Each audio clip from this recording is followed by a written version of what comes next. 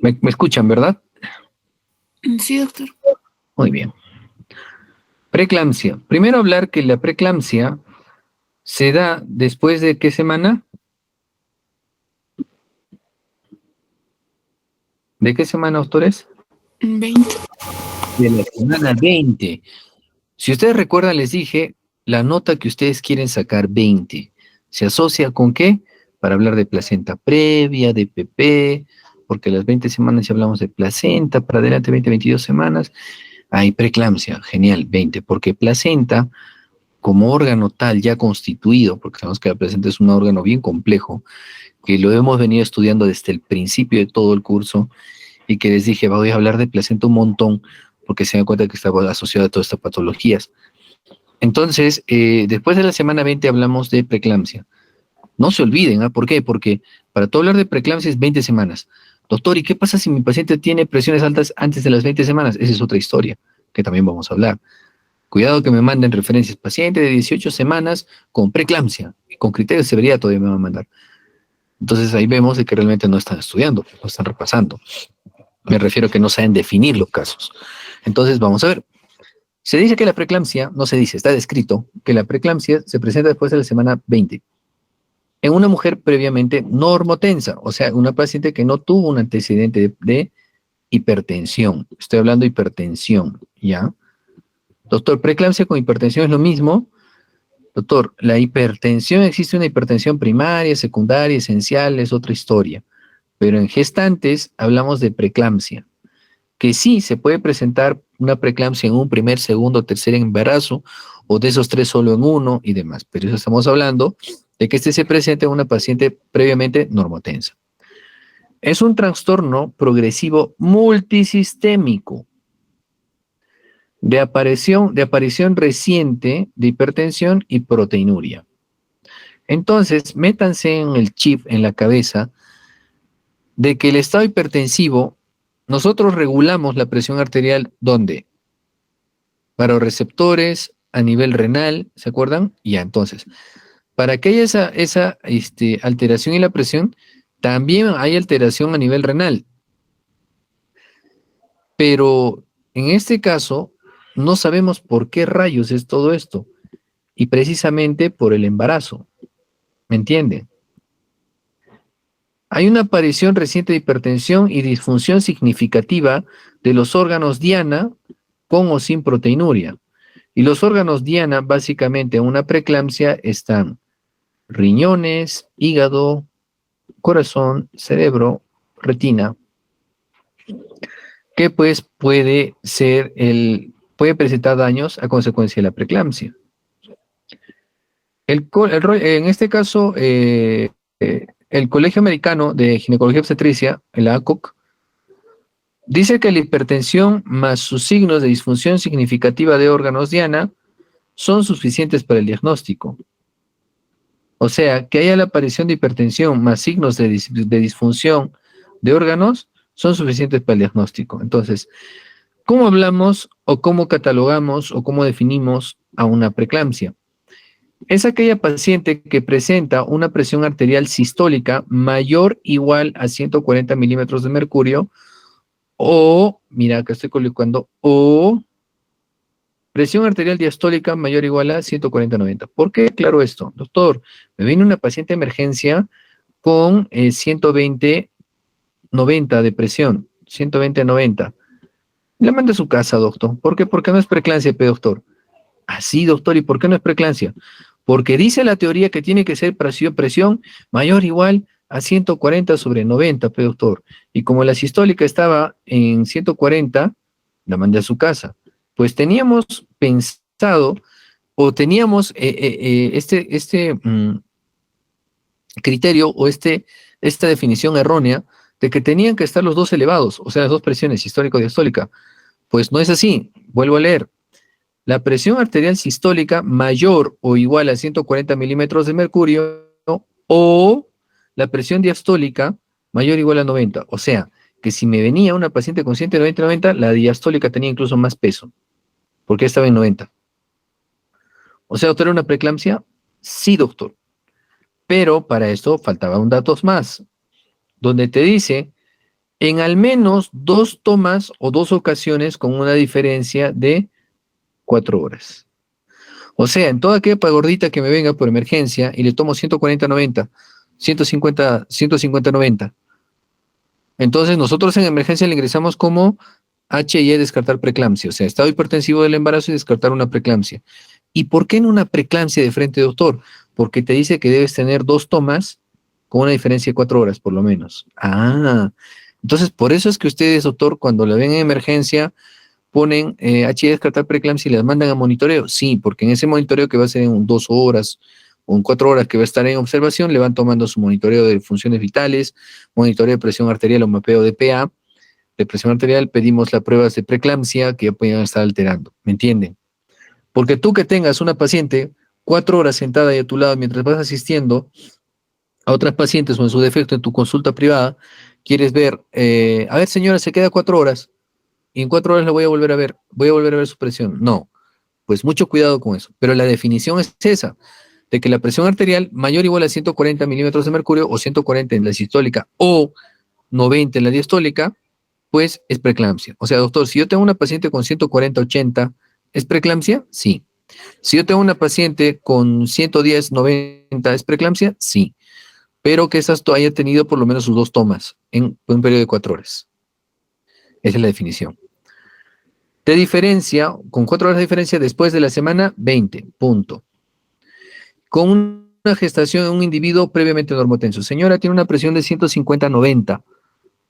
¿Usted es hipertensa? No, doctor. ¿Y no toma medicamentos? Tampoco, doctor.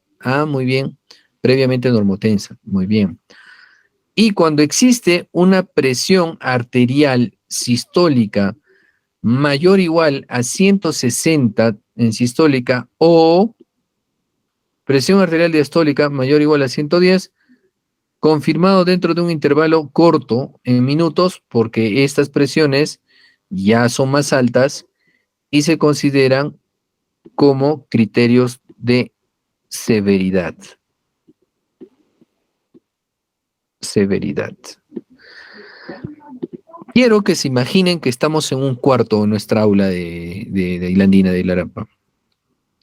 Estamos pasando clases y resulta que las tuberías de la universidad están visibles en el techo, así como cuando van a Oesle, ven ahí las tuberías cómo están pasando y se disimulan con los focos y luces.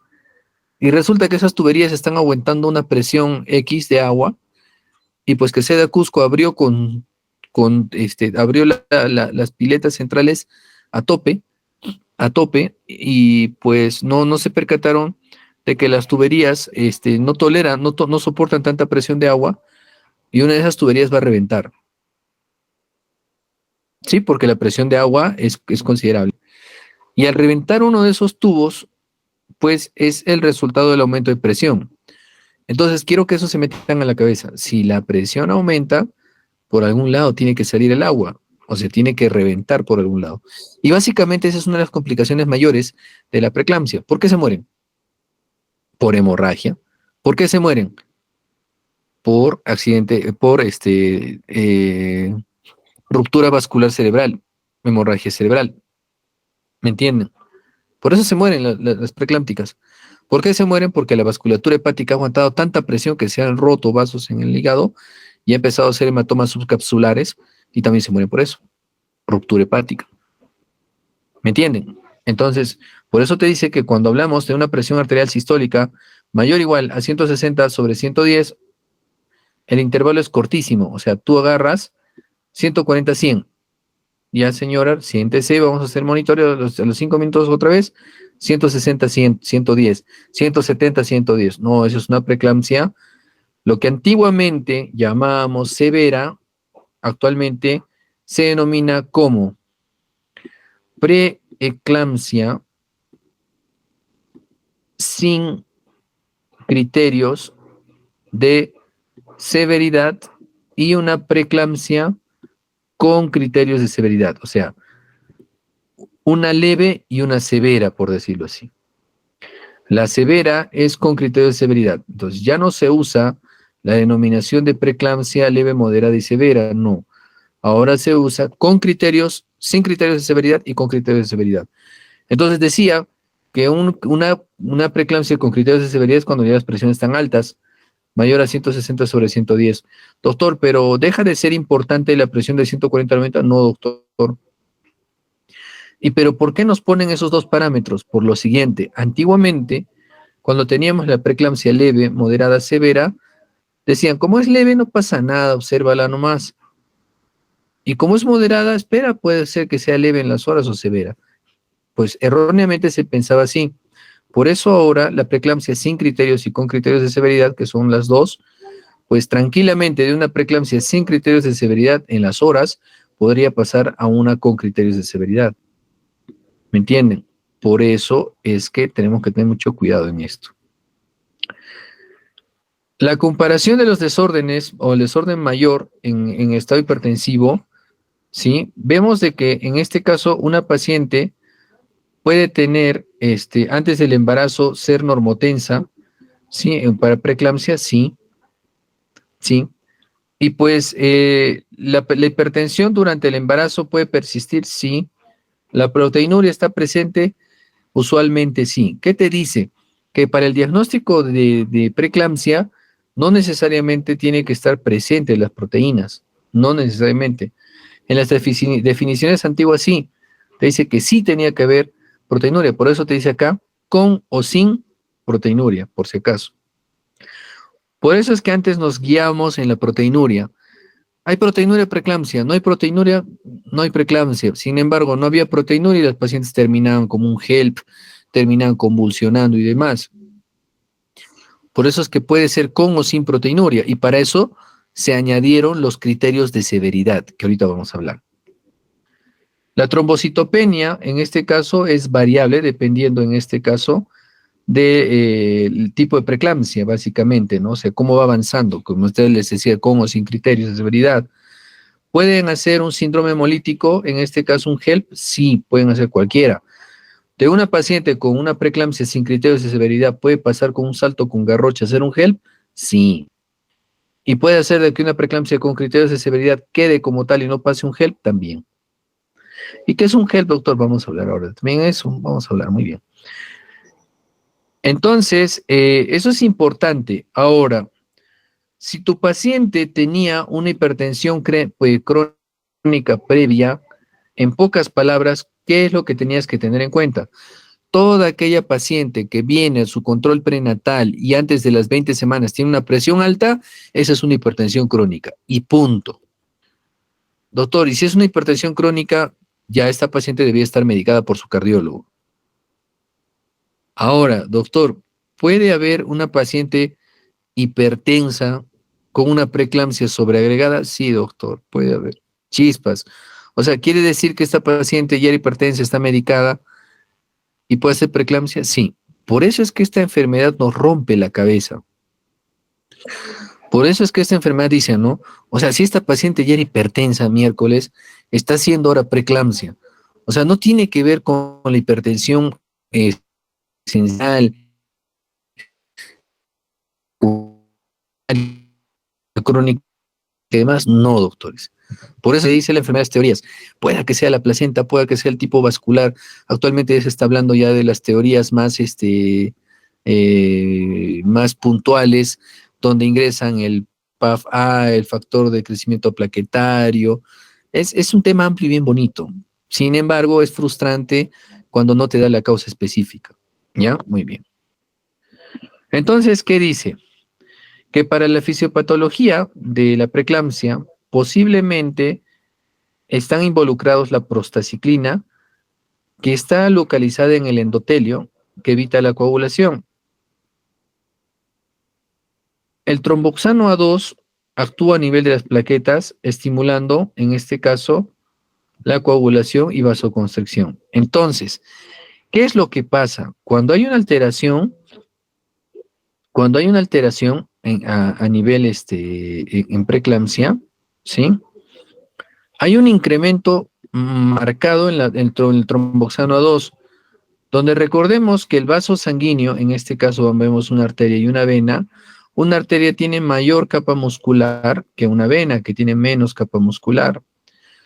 Cuando los vasos espirales, acá vamos a ver, ¿se acuerdan cuando hablamos del sincitio?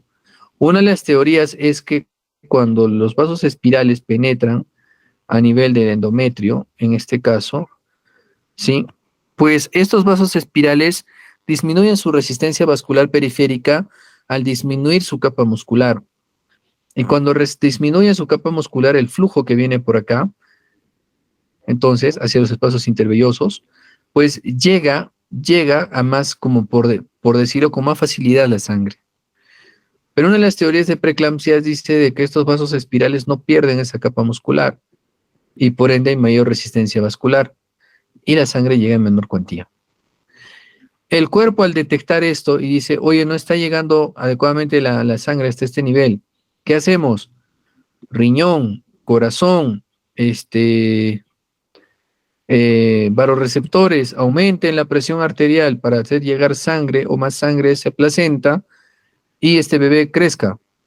Muy bien, aumentamos presión arterial, pero hay mayor resistencia vascular acá. No, no llega, sigan aumentando presión. Y sabemos, como el ejemplo que dije, que estábamos en clases, aumenta la presión y terminan reventando los tubos. Y se genera la lesión de órgano diana. ¿Me entienden? Esa es la fisiopatología, en resumen, de la preeclampsia. La prostaciclina, en este caso, también incrementa.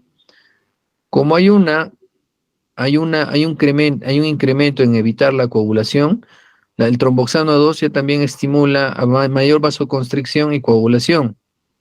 Entonces se forma un círculo vicioso donde hay un consumo de plaquetas. ¿Qué dice? Como la prostaciclina dice no coagules, el tromboxano dice coagula.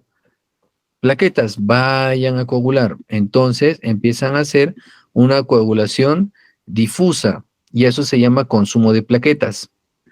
Por eso existe la plaquetopenia. ¿Me entienden? Entonces, la lucha de estos dos, la prostaciclina a nivel endotelial le dice no coagules y el tromboxano 2 genera mayor vasoconstricción todavía a estos vasos que no perdieron su capa muscular y sigue aumentando la presión. Y el desenlace básicamente es ese, que aumenta la presión arterial y ruptura vascular. ¿Sí?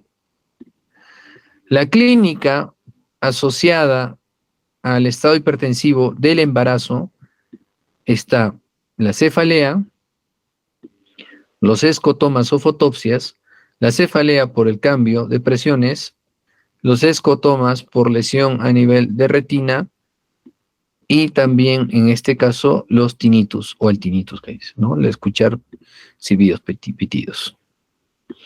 La incidencia se da en el 4.6% de los embarazos en todo el mundo que se complicaron con preeclampsia. La preeclampsia en un 90% se presenta después de las 34 semanas. Y acá es donde decimos gracias a Dios. Gracias a Dios. ¿Por qué? Porque la preeclampsia se define como precoz o tardía. Precoz cuando es antes de las 33 semanas y tardía cuando es más de las 33, o sea, las 34 semanas. Preeclampsia precoz y preeclampsia tardía. Doctor, ¿y para qué nos sirve esto? Pues, ¿cuál es la diferencia? Simple. Si tenemos un bebé menos de 34 semanas, probablemente este bebé no tiene un buen peso estimado que llegue por lo menos a los 2.400 o 2.500. Segundo, los pulmones no están maduros y la chance de vida es menor en menos de 34 semanas, o sea, 33. Si tiene más de 34 semanas, es un bebé más grande, tiene mejor peso. El riesgo no se pierde, pero es mucho menor el riesgo de muerte y de complicaciones, como prematuro. Y como vuelvo a decir, gracias a Dios, las preeclampsias son generalmente a más de las 34 semanas. Por eso es que no se mueren muchos, pues porque si fuera antes de las 33, créanme, nuestra tasa de mortalidad, en este caso tanto materna y nuestra tasa de recién nacidos, pues disminuiría, ¿no? O sea, imagínense, nuestra natalidad sería una lágrima. Entonces, en base a esto, existen estudios. Uno de ellos es el estudio ASPRE, que quiero que lo lean. El estudio ASPRE. Tarea número 2, Milagros. Milagros, ¿estás ahí? Sí, doctor. Tarea número Astre.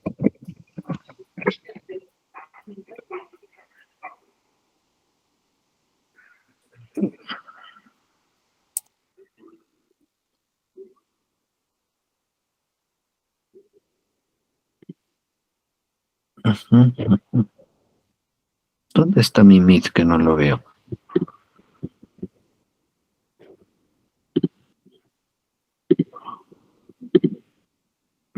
Ujú.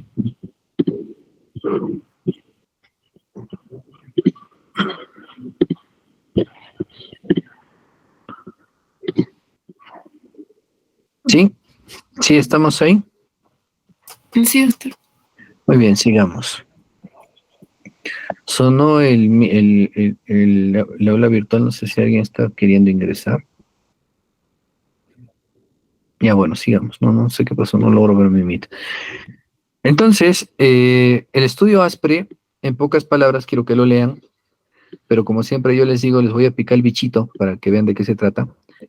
Es un estudio que se hizo, es un estudio grandísimo, grande, realizado por un doctor, el doctor Nicolaides, que también es ginecólogo, que el doctor Nicolaides, que Pros Nicolaides dijo, él estudia bastante la medicina fetal, hizo un estudio con la aspirina, y se vio que la aspirina en determinada dosis, pues previene la preeclampsia precoz, y actualmente lo usamos, para que pues no se nos mueran más niños, pues, porque sabemos que el tratamiento definitivo de la preeclampsia, ¿cuál era? Parto. Culminar el embarazo, culminar el embarazo, ¿no es cierto? Entonces, pues, si un bebé o una paciente presenta preeclampsia a las 28 semanas, pues tengo que sacarlo, ¿no? Y lo más probable es que se muera. 24 semanas, son pequeños. Y si no se muere, y el servicio de neonatología logra sacar a este bebé, ¿no? De la prematurez extrema, las complicaciones que se vienen adelante es un dolor de cabeza, retinopatía, déficit de crecimiento, es un dolor de cabeza porque son niños inmaduros, pues, son prematuros. Ya, muy bien, eso es lo que quiero que tengan presente. En este caso, menos común antes de las 64 semanas de gestación, conllevan altos riesgos adicionales asociados con el parto prematuro moderado, muy prematuro y extremadamente prematuro, ¿no? Por eso vuelvo así, gracias a Dios que generalmente son preeclampsias tardías, ¿ya? Muy bien. Bueno, este cuadrito ya cambió lamentablemente. Antes, para el 2015, tuvimos un momento de gloria donde decíamos que la primera causa de muerte, sabíamos que en el Perú era las hemorragias posparto, las hemorragias, ¿no es cierto? Y la segunda era trastornos hipertensivos del embarazo. En el 2015 tuvimos un periodo de gloria donde esto se invirtió a una realidad gringa. La realidad gringa es que se mueren menos por hemorragias y en este caso la primera causa de muerte materna era el estado hipertensivo. Pues el 2015 estábamos así. Esto ya cambió. Nuevamente volvimos a lo anterior. Se sigue muriendo las pacientes por hemorragia posparto, que es la primera causa. Y la segunda es estados hipertensivos. Factores de riesgo. Muy bien, hasta aquí atentos, están vivos, están despiertos. Sí, doctor, estamos Muy bien. bien. Listo, vamos. Factores de riesgo, nuliparidad. O sea, una paciente que es primípara, en este caso, o su primer embarazo, ¿tiene factor de riesgo para hacer preeclampsia? Sí. ¿Preeclampsia en un embarazo anterior puede volver a ser preeclampsia? Sí. Edades extremas, vale decir, me refiero en cuanto a edades, ¿cómo se denomina? Para maternidad. O sea, no son edades, edades, mujeres fértiles, ¿no? Porque sabemos que una mujer fértil es aquella mujer que inicia su regla, ¿no? Precisamente, esta menarquia. Entonces, estas edades extremas son menores de 18 y más de 40 años. ¿Sí? También. Antecedentes familiares. Bueno, acá voy a hacer un paréntesis. Actualmente tenemos mayor número de pacientes que postergan su maternidad. No yendo muy lejos, hablando con ustedes. Una mujer que desea ser médico especialista o desde que decide ser médico, sabe que pues el hecho de tener familia no va a permitir que lograr al plazo que ella planea, pues lograr el culminar la carrera, o en su defecto hacer una, dos, tres especialidades y demás. Pues para esto posterga su maternidad. O en su defecto llega a ser exitosa, le va muy bien como profesional, que van a ser así ustedes, pero a veces les obliga a postergar la maternidad. La realidad nacional, el ritmo de vida que también lleva a seguir postergando la maternidad. Entonces, cada vez tenemos mamás que se animan a tener bebés a edades avanzadas, 42, más de 40 años, y pues ya incluso de manera asistida, o sea, fertilización in vitro y demás. Y pasa de que esto predispone más aún a lo que es preeclampsia. ¿Me entienden? Entonces, ese es el problema que estamos teniendo ahora. Antecedentes familiares de preeclampsia, no solamente en preeclampsia, antecedentes de hipertensión. Ahora, si es hipertensión crónica, también, porque saben que hay una patología que se llama hipertensión o preeclampsia sobreagregada a una hipertensión crónica. ¿Me entienden? Enfermedad renal crónica, claro que sí, porque sabemos que ahí es donde regulamos también la presión. Enfermedades autoinmunes, por ejemplo, el síndrome antifosfolipídico, un lupus eritematoso sistémico, que son cuadros autoinmunes. Enfermedad vascular, diabetes mellitus, que puede ser antes del embarazo o en el embarazo, que también te predispone a preeclampsia. Gestación múltiple, y nuevamente entra acá también lo que es fertilidad, porque sabemos que lo que es la fertilización in vitro se ponen hasta 3 embriones en cavidad uterina donde puede prender solo uno o los 3, ¿sí? Ya sea un embarazo múltiple asistido o espontáneo, también te lleva al riesgo de preeclampsia, porque recuerden que esta placenta pues tiene que ir para 3 bebés, y donde puede haber un error también en una de las teorías, que es lo que acabo de mencionar, ¿no? Cuando la vasculatura endotelial del vaso sanguíneo, o perdón, la musculatura del vaso sanguíneo no se pierde y hay resistencia vascular. La obesidad. ¿Cuánto es el IMC? Toda aquella paciente que tiene un IMC, eso no puedo escribir, no sé qué pasó, un IMC más de 30, mucho riesgo. ¿Se entiende, no, lo que estoy escribiendo? ¿Sí? Sí, doctor. Ya, entonces, un IMC más de 30 preocupa. Doctor, ¿y cómo vamos a hallar el IMC? Me preguntaban. Simple. A ver, si yo pregunto a cualquiera de ustedes, Milagros, ¿cuánto es tu peso promedio? 70, doctor. Ya, entonces ella lo sabe. ¿Por qué? Siempre las mujeres están cuidando el peso o saben su peso. Y si pregunto a uno de ustedes, los varones, ¿cuánto mides? Tanto, doctor, probablemente porque les exigen esas documentaciones para X motivos, deporte, bueno, antes nos exigían, ¿no? Para lo que era el servicio militar, la libreta militar y demás. Entonces tienen esos datos. Entonces siempre en el control prenatal, como hablo también en las prácticas, miren el CLAF, cuánto fue su peso inicial. Doctor, yo pesaba 65, 70. Muy bien, ese es mi peso inicial. Con ese peso inicial, hacia la edad gestacional que va avanzando, hallamos el índice de masa corporal. Si el índice de masa corporal es más de 30, es un factor de riesgo para preeclampsia. No se olviden. Esta enfermedad prefiere a la raza negra. Se dice que pues, por sí ya nuestra raza negra, ¿sí? En este caso tiene mayor predisposición a enfermedades cardíacas hipertensivas, o sea, muy aparte hablando de preeclampsia, ¿sí? Entonces, eso también hay que tener en cuenta. Niveles elevados de plomo en sangre, hidropesía fetal, trastorno del estrés postraumático. La hidropesía fetal es cuando hay hemólisis y el bebito empieza a hacer hemólisis y se hincha, ¿sí? Por incompatibilidad RH y demás. En comparación, fumar disminuye el riesgo de preeclampsia, miren, ¿eh? Y las mujeres asiáticas y las hispanas tienen un riesgo menor de preeclampsia que las mujeres blancas y un riesgo mucho menor que las mujeres negras. Miren lo que ponen. Pero sabemos que la antitripsina, que bueno, está fijada en el tabaco, pues que está en el tabaco, son los componentes, es un componente altamente teratogénico, altamente cancerígeno y demás. Por eso es que solo lo mencionan y más. Incluso hay un estudio donde dice, ¿no? Que el tabaco sería un factor protector y todo lo demás, Pero sabemos que el tabaco en otros estudios está muy asociado a parto pretérmino, RPM, abortos y demás, ¿no? Ya, muy bien. En fisiopatología, vamos a hablar. ¿Qué dice? Que en un embarazo normal, la remodelación de la vasculatura miometrial y decidual, pues genera una alteración en lo que es las arteriolas espirales abiertas, lo que decía arriba, donde el sistema de alta capacidad baja su resistencia. Ese es lo normal, que tiene que bajar la resistencia por la disminución de la capa muscular, donde hay un intercambio óptimo de nutrientes y oxígeno materno-fetal. Pero en preeclampsia, ¿qué pasa?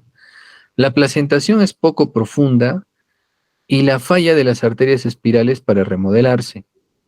Lo que dije, no pierden su capa muscular y entonces hay resistencia vascular.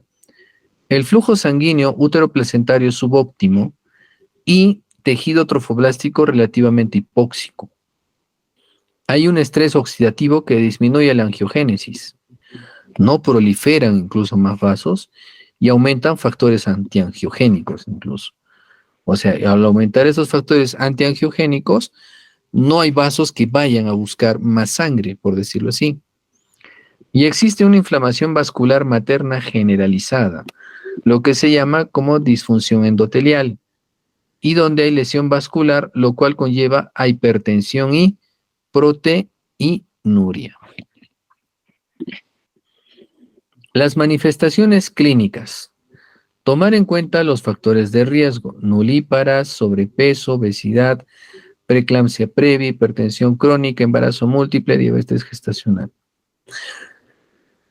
¿Qué te dice? Que la presión arterial sistólica mayor o igual a 140 o diastólica mayor o a 90 en 2 tomas con un espacio de 4 horas, ¿sí? De diferencia después de la semana 20 de gestación en un paciente previamente normotenso, ¿sí? Y el nuevo inicio de uno de los siguientes. Miren acá, aquí vamos con los criterios de severidad. 1. Proteinuria mayor o igual a 0.3 gramos, ¿sí? Mayor o igual a 0.3 gramos o 300 miligramos en una muestra de orina de 24 horas. Con una creatinina mayor o igual a 0.3 miligramos, ¿sí? O 30 miligramos en milimoles en una muestra de orina aleatoria. Recuento de plaquetas menores a 100.000. ¿Sí? Y acá lo que me importa, ¿sí? Ya vamos a hablar en miligramos, para no confundirlos con milimoles. Si encontramos una creatinina mayor o igual a 1.1 miligramos, también es otro factor de riesgo. Ya te está hablando daño renal. ¿Sí? Acá dice insuficiencia renal. Transaminasas hepáticas al menos del doble de su valor límite superior de las concentraciones normales, compromiso hepático, edema pulmonar y signos vasomotores o signos cerebrales o visuales. Sí, esos son los signos premonitorios, también se le llama. Los signos premonitorios o signos cerebrales o los signos de vasoespasmo, no vasomotores, de vasoespasmo, son los signos cerebrales y visuales. ¿Cuáles son? Cefalea, ¿sí? Persistente o de nueva aparición que no responden a dosis habituales de analgésicos, visión borrosa o luces que son los escotomas o fosfenos, que le llaman como mosquitas volantes, chispas borrosas, ¿sí? Esos son los síntomas cerebrales visuales, que son los signos de severidad, ¿sí? Los signos de severidad. Vamos a ver. La evaluación urgente y un tratamiento rápido para reducir la presión arterial por debajo del nivel grave. Hallazgos de alarma o signos de alarma. Vamos a ver. ¿Qué te dice? Los signos de alarma o los signos de severidad son dolor de cabeza, que puede ser persistente o severo, anomalías visuales, escotomas o visión borrosa, dolor abdominal superior, que puede estar a nivel retroesternal o epigástrico, aumento, estado mental alterado, confusión, alteración y disnea o ortopnea. Cuando hay un estado hipertensivo, ¿no es cierto?, hipertensivo persistente, a nivel hepático, a nivel incluso esplénico, perdón, hepático, pasa de que hay una lesión a nivel, a nivel vascular hepático que puede generar depósito de necrosis periférica que generado por el estado hipertensivo que genera dolor a nivel hepático y eso se irradia o se presenta como un dolor a nivel de epigastrio o lo que habla en la epigastralgia, ¿no? En estado hipertensivo, donde posteriormente se ven las rupturas vasculares y se generan hematomas subcapsulares hepáticos. Si ustedes recuerdan, siempre les han dicho, el hígado no duele mientras no se distienda, o sea, no crezca por la cápsula de Gleason. Cuando se rompe un vaso a nivel hepático, pues esta sangre no fuga, lo único que hace es dilata el hígado y pues se puede evidenciar los hematomas hepáticos por tomografía o hasta por ecografía, donde estos hematomas subcapsulares hepáticos, al romperse, sí podrían generar una gran pérdida de sangre, hasta podrían morirse, ¿no? Por eso es que vuelvo a hablar que el estado de preeclampsia severa podría llevarte a esto, ¿no? Porque dije, ¿qué pasa con una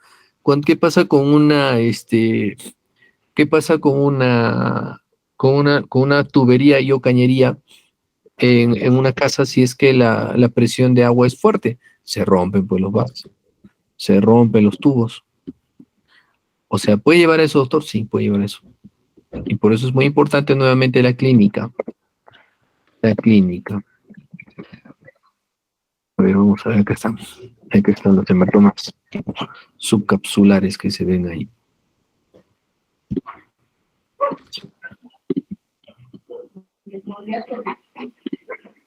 Aquí estamos. Están viendo la pantalla, ¿verdad? Sí, doctor. Muy bien, aquí pueden ver. Aquí tenemos la ruptura de cápsula con hematomas. Acá está, ruptura de cápsula, hematomas. Aquí pueden ver las tomografías, cómo es que se ven los hematomas subcapsulares a nivel hepático por ruptura. Entonces eso hay que tener en cuenta. En una paciente con preeclampsia, la presencia de uno más de los siguientes signos indica un diagnóstico grave o indica un pronóstico de preeclampsia con características graves. Elevación severa de la presión arterial, o sea, a diferencia de un 140-90, si yo ya tengo una presión de 160-110, solamente ese es un criterio de severidad. Repito, paciente que viene con presión arterial de 140-90 y con signos de alarma, dolor de cabeza, escotomas, tinnitus, epigastralgia, todavía hablamos con una preeclampsia sin criterios de severidad. Pero si vemos elevación de presión arterial severa, o sea, con una presión de 160, presión arterial mayor o igual a 160 sobre 110, ese es un criterio de severidad, es una preeclampsia severa. Mayor o igual a 160 sobre 110. Doctor, si tiene 170, 120 o 170, 100, ¿es una preeclampsia con criterio de severidad? Claro, doctor, porque está mayor o igual a 160 o 110 de diastólica. Y si hay una anomalía hepática, como es el deterioro de la función hepática, en este caso no explicado, por otro pronóstico que caracteriza por una elevación de las enzimas hepáticas, donde las transaminasas están elevadas 2 veces su valor, o sea, para ser más práctico, si las transaminasas están al doble de su valor, o sea, más de 40, o sea, más de 30, si están en 60, ya te vas preocupando, hay elevación de las enzimas hepáticas, si están al doble de su valor.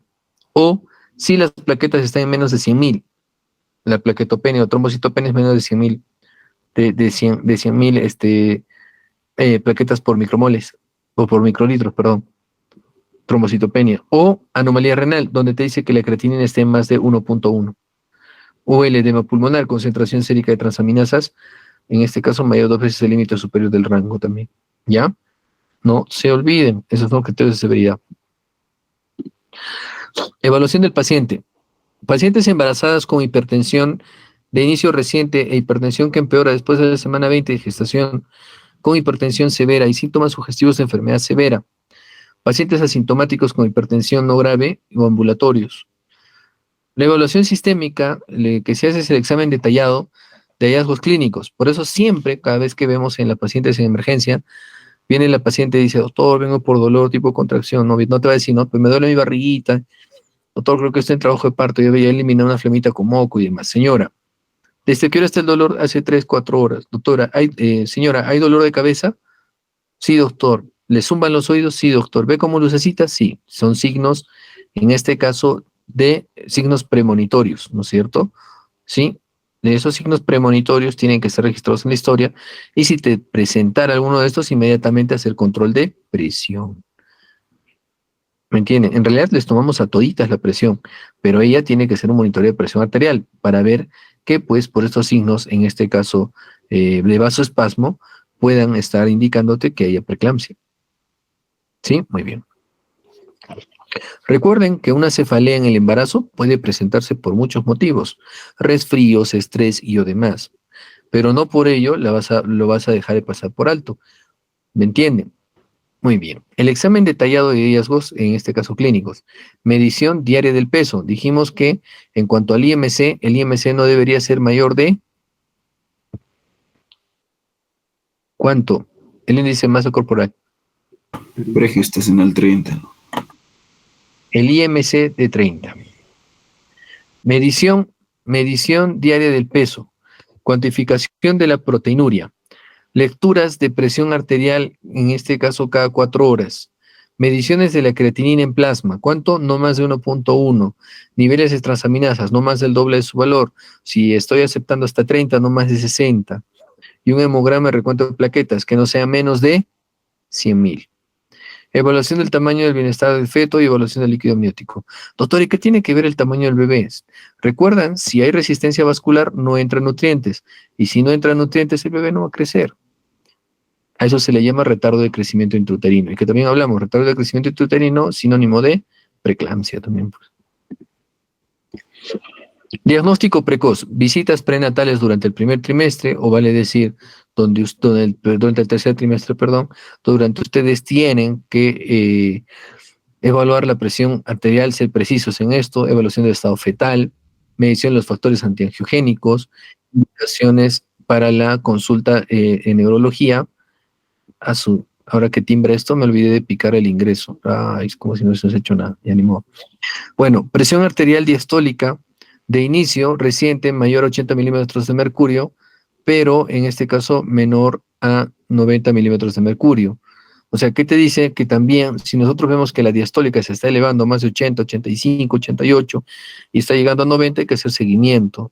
Y si todavía ese es de inicio reciente, mi paciente está gordita, está ganando, y ella en teoría debería ganar en todo el embarazo, una paciente eutrófica en promedio 12, 14 kilos, sí, pero si es obesa no puede ganar más de 7 kilos, y si es desnutrida puede ganar hasta 18 kilos.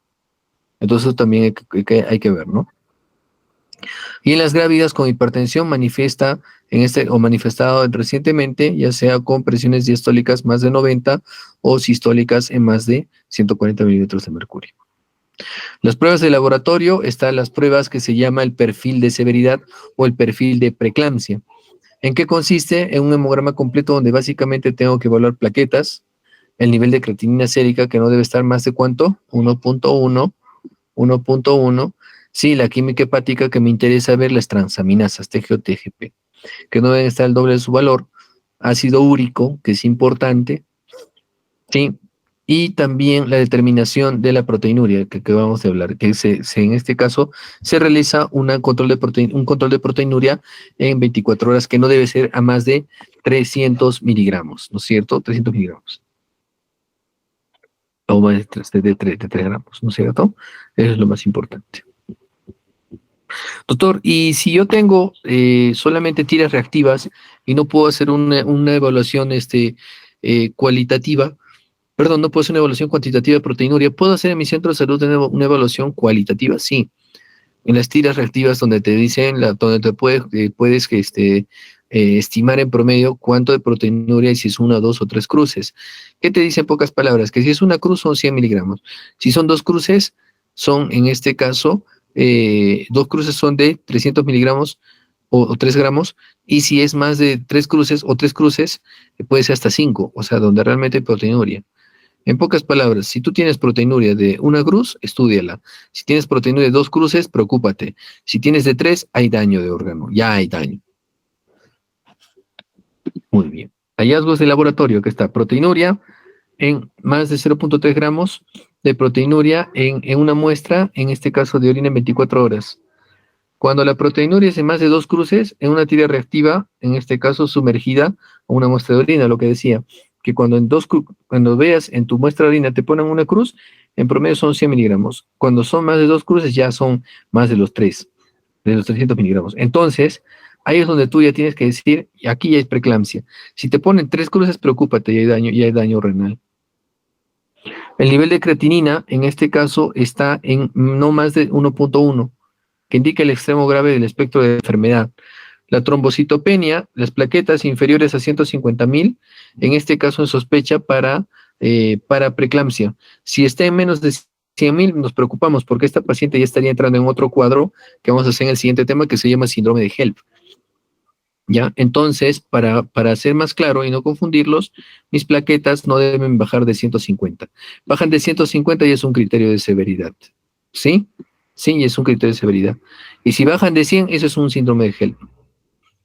Anomalía de coagulación más frecuente en la preeclampsia, ¿no? Hemólisis, si encuentro esquistocitos y células en este caso, células casco en frotis de sangre periférica, sugiere hemólisis microangiopática, que es un tipo de hemólisis que sucede por el daño endotelial. Y sabemos que esta patología genera daño endotelial. Elevación de los niveles de las bilirrubinas indirectas y elevaciones de las lactato deshidrogenasa. Cuando el DHL esté mayor a 600, el lactato deshidrogenasa también es un marcador, en este caso, de preeclampsia, ¿ya? Hemoconcentración, en este caso, ¿qué pasa? La paciente se hemoconcentra porque la paciente, al tener un exceso en volumen, deja extravasar el volumen, por eso es que hay edema, sí, y eso permite que la paciente se hemoconcentre. Perfil de coagulación química hepática, que acabo de hablar del perfil hepático, importante ver las transaminasas, el DHL, sí, y la hiperuricemia. El ácido úrico, al estar incrementado, pues nos traduce, en pocas palabras, alteración placentaria. Si es que este está incrementado, también sospechar en daño o alteración placentaria. Y la causa de su relación sea, en este caso, a la reducción ¿qué se llama? De la tasa del filtrado glomerular. Claro, porque si hay hiperuricemia y en este caso el ácido úrico también está elevado, pues vemos de que el riñón no está botando todo esto, ¿no? Que son productos de desecho. Otras pruebas que podemos pedir son las troponinas, la troponina cardíaca I, el sedimento de orina, lípidos, neutrofilia y hipocalciuria, ¿no? En un frotis podemos ver los esquistocitos, sí, la esquistocitosis, que son glóbulos fragmentados, ¿no? Células muertas, fragmentados, que son los esquistocitos. En los hallazgos ecográficos se asocia un crecimiento fetal reducido debido a la reducción de la perfusión, donde incluso se acompaña de oligohidramnios, donde hay menor cantidad de líquido. Y eso se da por la menor oferta que se le da al feto de flujo. Nuevamente hablamos de la vascularización, el flujo alterado hacia el feto, ¿no? El desarrollarse clínicamente a término con un crecimiento adecuado para la edad gestacional y un volumen normal de líquido amniótico, que es lo esperado, pero muchas veces vemos de que la preeclampsia está acompañada de un crecimiento inadecuado del feto. El Doppler, que hablábamos en clases anteriores, tiene la finalidad de medir flujos. En pocas palabras, el Doppler nos permite medir la velocidad con la que discurre la sangre a través de un vaso sanguíneo. Y si vemos que la velocidad y el índice de pulsatilidad o la fuerza con la que está entrando está alterada, también nos permite corroborar la alteración en el flujo, en este caso de sangre, que está yendo hacia útero, y pues que implica en este caso la perfusión o el intercambio de nutrientes de útero a placenta. En estudios de imágenes hemodinámicas maternas, Los cambios en la función y la morfología cardíacas, ecocardiografía, la disminución en el rendimiento del ventrículo izquierdo, que se ha atribuido una respuesta fisiológica al aumento de poscarga y la alta poscarga en la preeclampsia. Concentraciones 4 veces más altas de péptido natriurético y el volumen intravascular puede reducirse en la preeclampsia. Disminución de los niveles de renina, angiotensina 1 y 2. En el Doppler obstétrico manejamos un estudio de las arterias uterinas que normalmente tienen esta onda sistólica y diastólica, que pueden ver un cerrito con una planicie, que es la onda normal de la arteria uterina. Pues la arteria uterina es un estudio que nos permite ver nuevamente las resistencias y cómo va el flujo de sangre a través de estos vasos. ¿Y qué dijimos? Que en preeclampsia hay resistencia vascular, ¿no es cierto? Entonces, ¿y cómo lo interpretamos al Doppler? Miren, acá va una sístole, sístole, diástole, sístole, diástole. Esta es una arteria uterina en la mano derecha alterada para sospecha de preeclampsia. Miren, sístole y para el retorno de diástole, en este caso en la onda sistólica, y para diástole encuentra una resistencia. Eso se llama notch o escotadura o bache.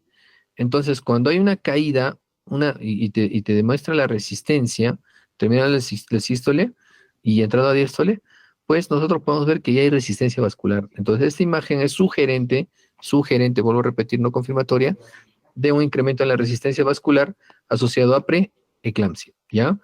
Este estudio nos puede en parte predecir, porque incluso ahora lo usamos a partir, incluso desde el primer trimestre, en ecografías genéticas y demás, perdón, el segundo trimestre, ya lo podemos usar, ya nos permiten dar una sospecha a lo que si estas pacientes podrían desarrollar preeclampsia o no. Manejo. Los objetivos para cualquier embarazo complicados por preeclampsia son interrupción del embarazo con el menor trauma posible para la madre y el feto, nacimiento de un recién nacido y restauración completa de la salud de la madre. Preeclampsia con características de enfermedad grave y preeclampsia con características sin características de enfermedad grave. Vamos. Preeclampsia sin criterios de severidad, tensión arterial de 140/90, menores de 160/110, con proteinuria una cruz o mayor a 300 miligramos en las 24 horas. ¿No es cierto? Dijimos, pues, porque si hay una cruz de proteinurias, de proteinuria quiere decir que hay por lo menos 100 miligramos de proteínas en orina. Pero si ya vemos 300 miligramos, eso hay que tener cuidado. Son sin criterios de severidad porque acá no está entrando escotomas, tinnitus, plaquetopenia ni nada de ello. Y con criterios de severidad, tan solamente puede ser solo con la presión, donde vemos presión arterial mayor a 160/110 sin necesidad de tener proteinuria. Ahora, si encontramos proteinuria, presión alta y o los signos de los criterios de severidad que son alteraciones hepáticas, la epigastralgia, alteraciones hematológicas donde hay plaquetopenia, alteraciones en la función renal, la creatinina está alta, alteraciones neurológicas donde hay incluso cefalea, alteraciones visuales, restricción del crecimiento uterino, oligohidramnios, desprendimiento de placenta y demás, pues entra como criterio de severidad. Ya no se olviden para ello. Los criterios de severidad para preeclampsia decíamos, ¿no? Presión arterial mayor o igual a 160/10, ¿sí? Incluso la proteinuria ya te pone como determinante también que si esta tiene más de 5 gramos de pérdida de proteínas en orina, pero dijimos que es suficiente tener 2 cruces que correspondería en este caso a por lo menos 300 miligramos de proteínas o 3 gramos de proteínas en orina. Oliguria, creatinina mayor a 1.1, 1.2, edema pulmonar, dolor epigástrico, trombocitopenia. Si es menor a 1000, ya hablamos de un GEL, pero lo ideal es que no baje de 150.000. Los signos neurológicos, tinnitus, cefalea y demás. Muy bien. En hemólisis, ¿qué hablamos? Que la hemólisis que se produce en preeclampsia es una anemia hemolítica, por eso hay esquistocitos. Como hay daño endotelial, los glóbulos rojos chocan entre sí, las plaquetas generan adherencia y al generar choque entre sí por alteración vascular, en este caso y existir vasoconstricción, Es como si fuera lo siguiente. Imagínense en Avenida La Cultura. Los carros están yendo en filas de 3 a toda velocidad. Y el municipio se le ocurre ampliar la ciclovía, ¿sí? A la altura del mall, amplía y hace 2 carriles de ciclovía. Sin previo aviso, los carros van a velocidad y van a empezar a cerrarse un cuello de botella. Y en este cuello de botella, pues, se empiezan a estrellar un glóbulo rojo con otro y se destruyen. Cuando describieron por primera vez la circulación en el cuerpo humano, se describió que la circulación era como el orden de un tránsito de tráfico de carros, donde era una circulación laminar, o sea, cada uno tenía su carril, o en lo posible trataba de respetar un espacio, porque si no, imagínense, los glóbulos blancos, rojos, entre ellos se chocarían, un caos, ¿no? Pero cuando hay una alteración vascular, una disminución del espacio, pasa esto. Igualmente cuando hay ateromas, cuando hablamos, ¿no? Hay una trombosis, se puede formar otro trombo, se desprende porque estos glóbulos rojos se juntan entre sí, forman un trombo y se desprende, pero acá estamos hablando de daño endotelial y aumento de la resistencia vascular, pues genera este tipo de anemia, que es hemolítica microangiopática. Los eritrocitos se fragmentan al pasar por los pequeños vasos, ¿sí? Y donde existe daño endotelial y depósito, incluso de más depósito de fibrina. Y en el frotis periférico encontramos esferocitos, esquistocitos, células triangulares y de todo, porque, como les digo, hay esa alteración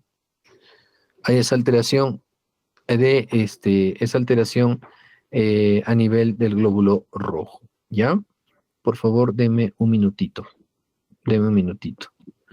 Deme un minutito. A ver, ¿dónde está mi Meet? Porque no lo veo. ¿Dónde está mi Meet?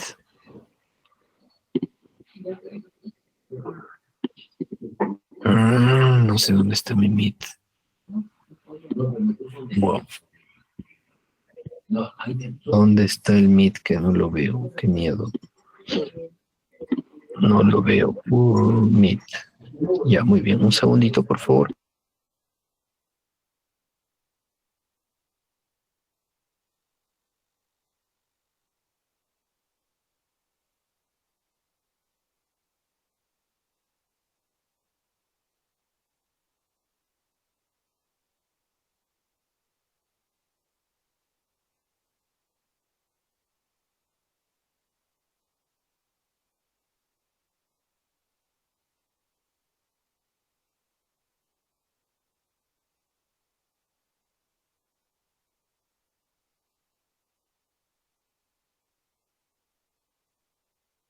Muy bien, disculpen. Entonces, hasta aquí se entiende, ¿verdad?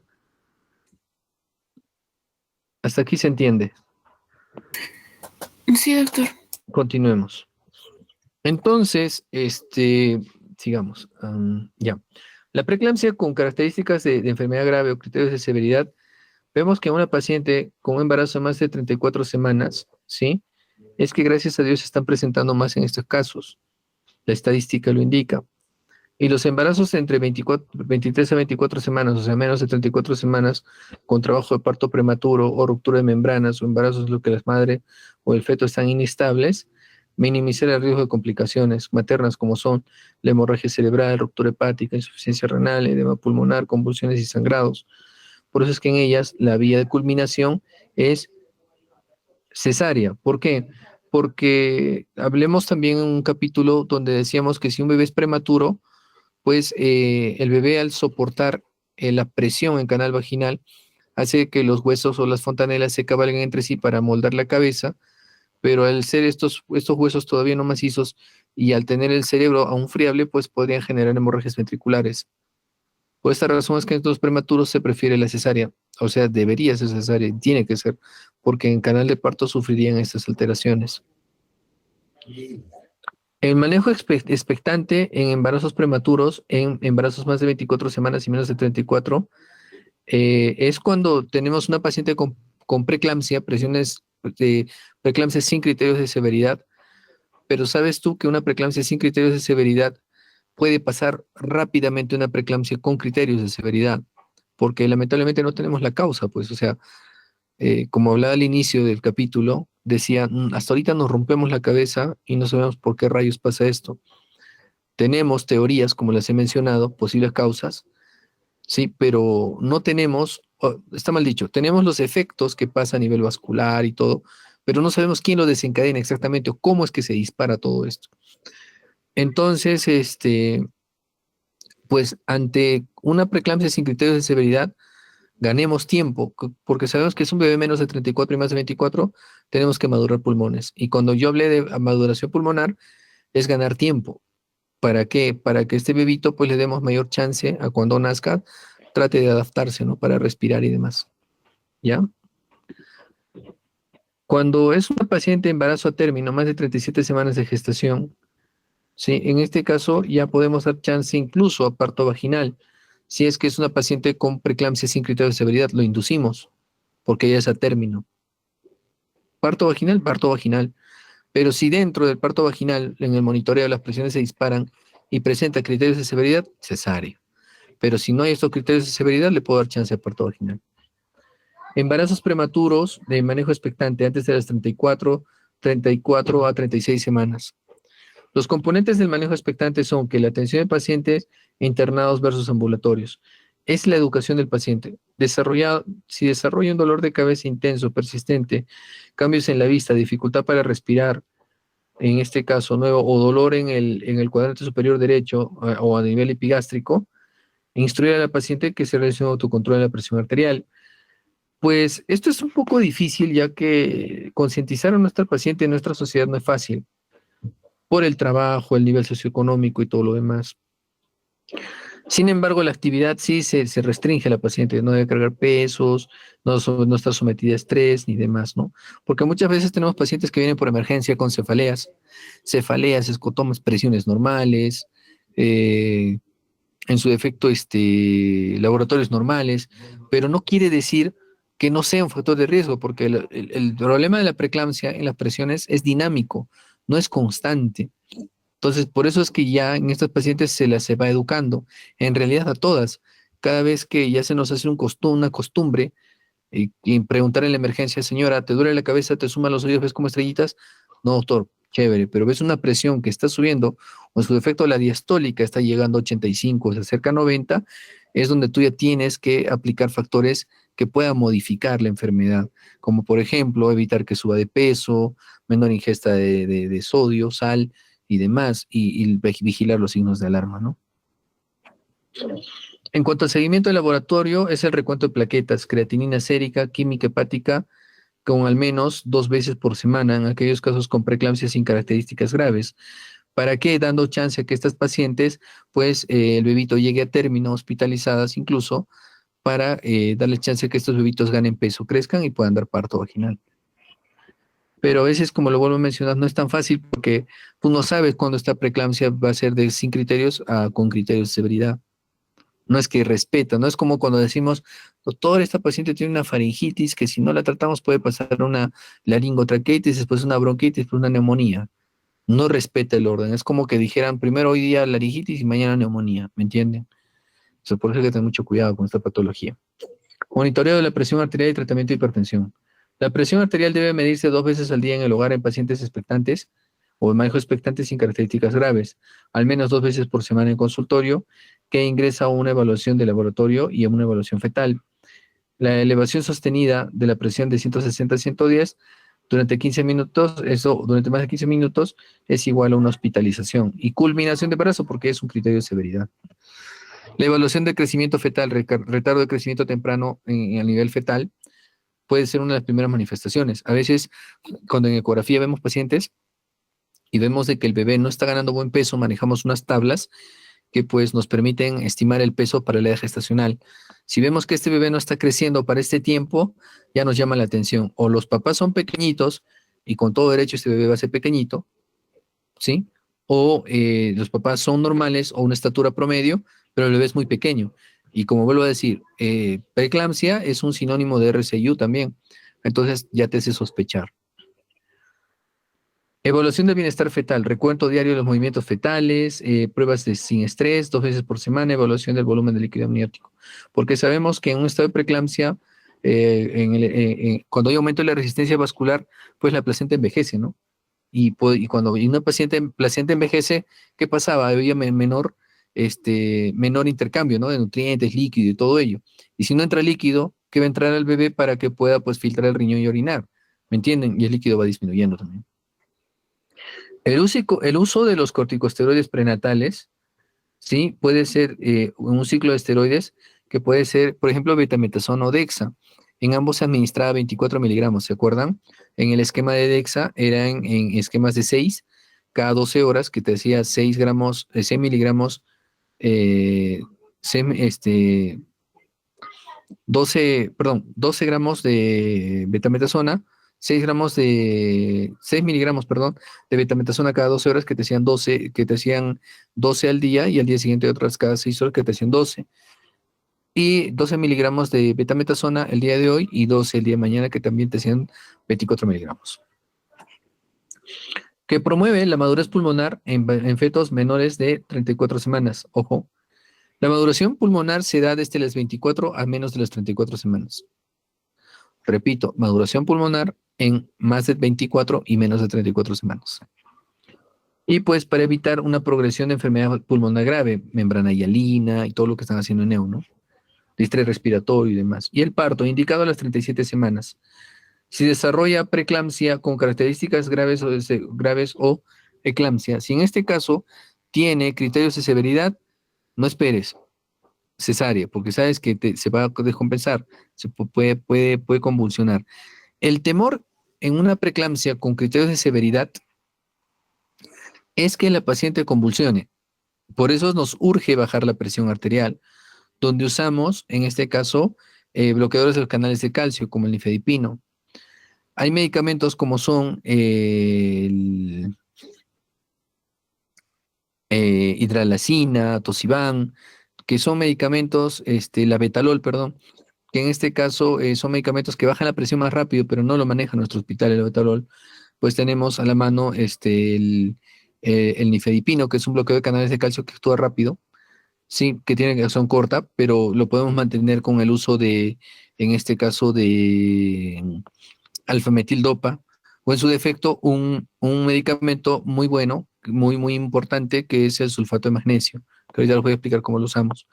Entonces, eso es importante. Y la finalidad es de que si esta paciente no tiene criterios de severidad, le puedo dar chance a parto vaginal, pero si tiene criterios de severidad, cesáreo, en pocas palabras. Entonces, el sulfato de magnesio es importante saber cómo se administra. Sulfato de magnesio. Están atentos, ¿verdad? Y vamos a terminar. ¿Atentos? Sí, doctor. Están vivos todavía, entonces, está bien. El sulfato de magnesio, les voy a presentar al sulfato de magnesio. Lo tienen en sus establecimientos de salud cuando van a ir a rotario y demás. Aquí está.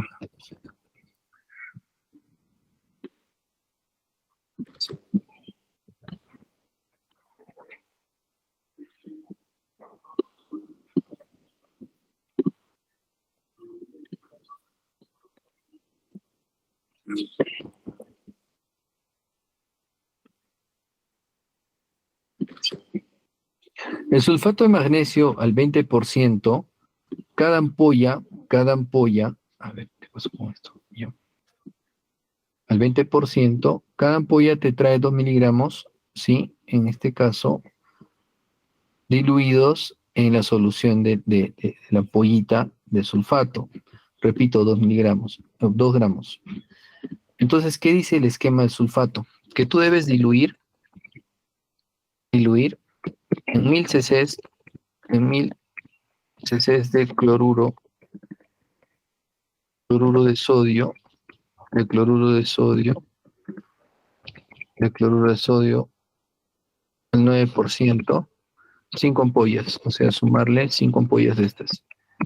5 ampollas.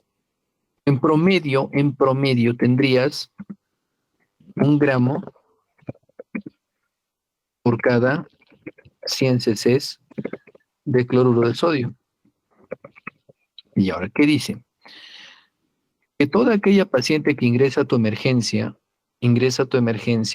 con preeclampsia con criterio de severidad, Recuerden, este cuarto va a reventar cualquier rato, va a romper una tubería, sea en el hígado o en el cerebro, o como un mecanismo de defensa, en este caso, o de resistencia vascular a nivel cerebral, la paciente va a empezar a convulsionar. Entonces, recordemos que el sulfato de magnesio se administra de esta manera: diluir 5 ampollas en 1000 cc y tienes 1 gramo por cada 100 cc. Entonces, vas a pasar 3 gramos, de 3 a 4 gramos de sulfato de magnesio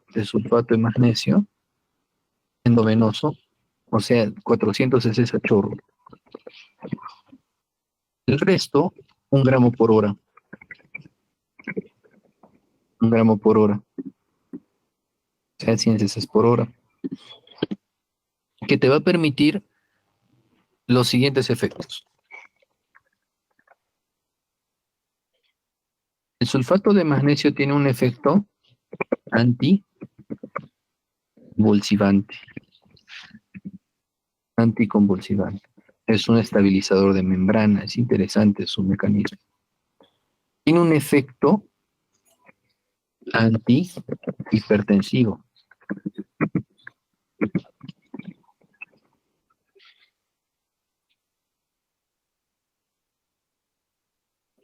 Anticonvulsivante, antihipertensivo. Tiene un efecto tocolítico.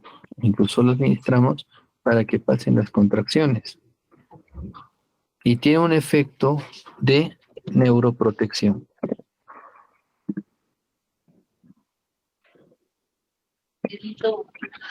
Porque como neuroprotector a nivel fetal usamos sulfato de magnesio. Cuando tenemos bebitos prematuritos de 20, 31 semanas, 32, que a veces sabemos de que pues evitemos de que hagan hemorragias intraventriculares, ¿no? Tiene esos efectos. Y nosotros lo usamos como anticonvulsivante y antihipertensivo en lo que es las emergencias. Y ese es el esquema. Pero así como es tan buen medicamento, tiene efectos tóxicos, como pueden ser depresión respiratoria.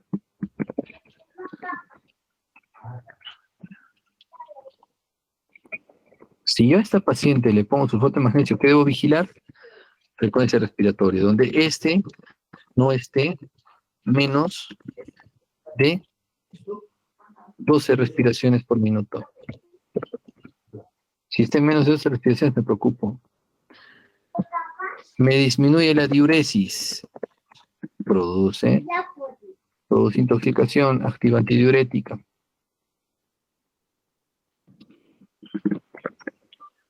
Y me puede provocar alteración neurológica, hiperreflexia.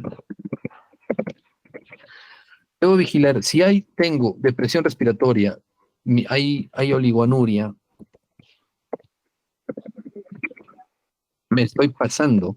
se me está pasando la mano con el administrar el sulfato. Hago reflejos y ¡pum! Ahí salta, hay hiperreflexia. Ahí me preocupo. Y estaría intoxicando a mi paciente con sulfato de magnesio.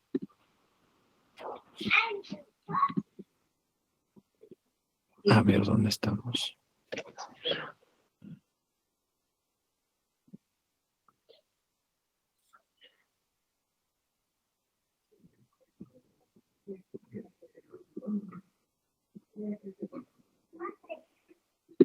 ¿Sí?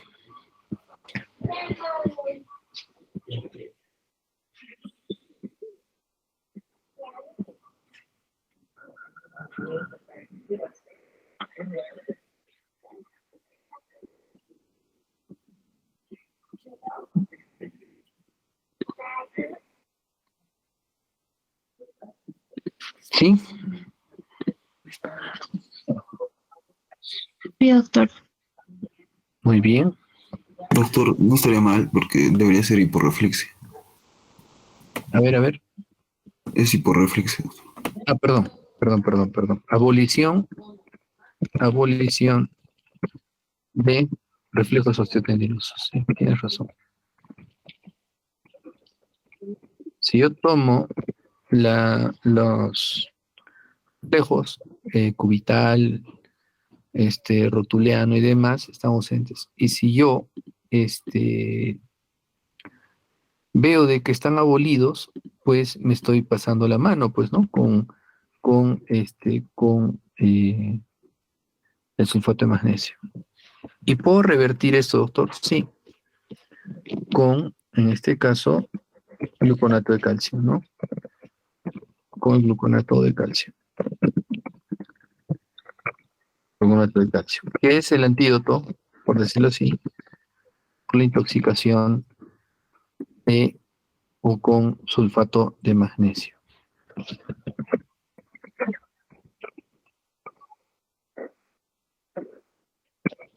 ¿Sí? ¿Está bien? Una ampollita al 10%, endovenoso en bolo, que pues nos va a poder revertir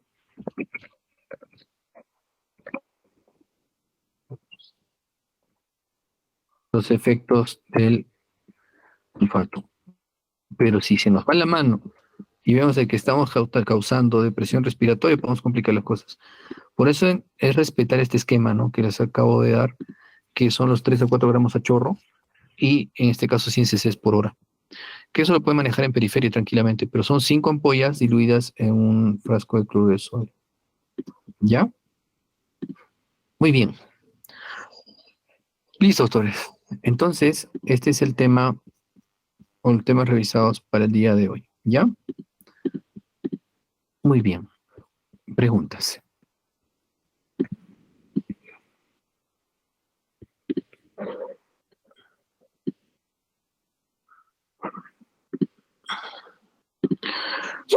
Doctor, disculpe, para el tratamiento, ¿en qué caso se debe usar? Ya sea nifedipino, labetalol, hidrolazina o metildopa. Muy bien. En las preeclampsias con criterios de severidad, la idea es disminuir la presión rápidamente, ¿no? Dentro de uno de los mejores hipotensores, por decirlo así, es el labetalol, pero no lo tenemos. Es el ideal, es el de primera línea. Los que tenemos en hospital, hablamos Minsa, uno de los que competen casi igual al labetalol, o su competencia, por decirlo así, o un equivalente, que sabemos de que pues no tiene un efecto hipotensor tan bueno como el labetalol, pero por su mecanismo de acción, que es bloqueador de los canales de calcio, pues es el nifedipino. Este se administra en dosis de ataque, ¿no? Decimos dosis de ataque cuando se administra una dosis de 10 miligramos cada 15 minutos por 4 dosis, o sea, en la primera hora.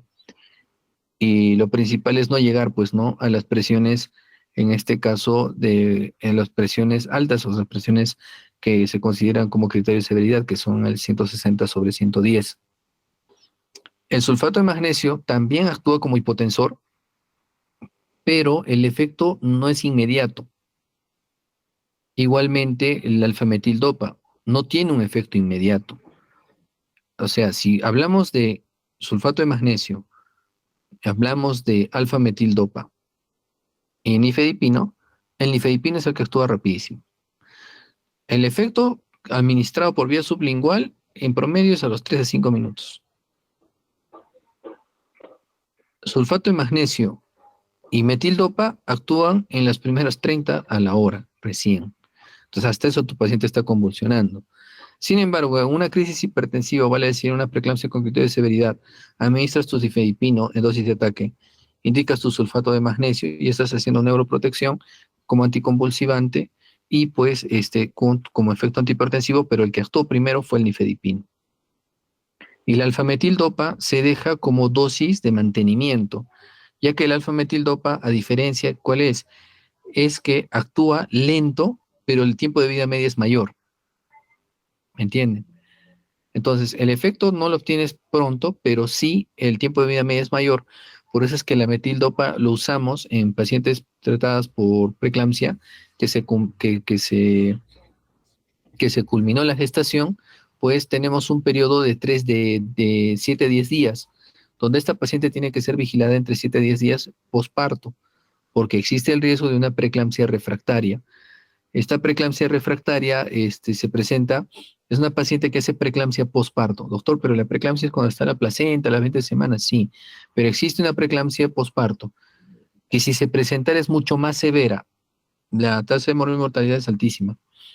Ya si se presentara, pero gracias a Dios son raros los casos, pero de presentarse es más complicado, ¿no? Entonces, en de esos 10 días posparto, les damos alfametildopa porque, vuelvo a repetir, tiene una acción lenta, pero tú ya bajaste presión, pero tú quieres mantener esa presión, por decirlo, entre comillas, baja. Por eso le sigues dando alfametildopa, 27 a 10 días. Ahora, algo que quiero mencionar es que toda aquella paciente que hizo preeclampsia, tiene que hacer un control posparto, en este caso, 12 semanas después, o vale decir 3 meses después del parto. ¿Para qué? Para que vaya su cardiólogo, o sea, nosotros la mandemos al cardiólogo, tenemos que orientar bien en eso, en que la paciente cuando cumpla 3 meses su bebé tiene que ir al cardiólogo y hacer control de presiones y demás. Si todo está normal, fue una preeclampsia y punto, se acabó. Pero si esta paciente 3 meses después del parto sigue presentando presiones altas y demás, esta paciente era una hipertensa crónica y nunca se dieron cuenta. O sea que tenía hipertensión antes del embarazo. Podría haberse tratado de una preeclampsia, una hipertensión crónica. Ahora, también hay estudios que indican de que toda aquella paciente que hizo preeclampsia en algún momento de su vida va a ser, o sea, ya tiene parte de daño renal o incluso hasta daño cardíaco. Por eso estas pacientes hay que cuidarlas. Si es una paciente que te hace 2 veces preeclampsia y demás, oriéntenla, ya no tener más bebés. O sea, es decisión de la paciente, siempre digo eso, pero nuestro trabajo es informar, que o sea, cada vez va a ir produciendo más daño. Entonces, evitar en este caso un próximo embarazo, ¿no? Así es.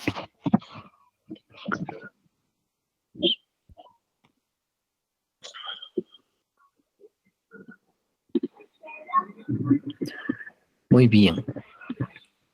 ¿Alguna otra pregunta?